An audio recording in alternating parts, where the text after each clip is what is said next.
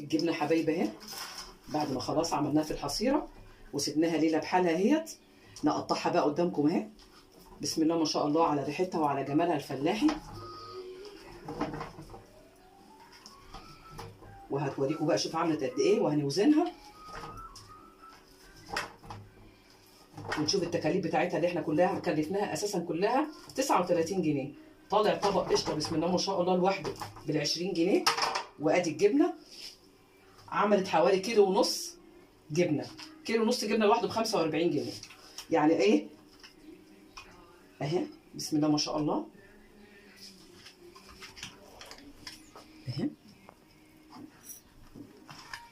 وكمان على نظافتها وعلى حلاوه الجبنه بسم الله ما شاء الله المعموله بايدك انت النظيفه، وعارفه مكوناتها ايه اللي اتعملت فيها.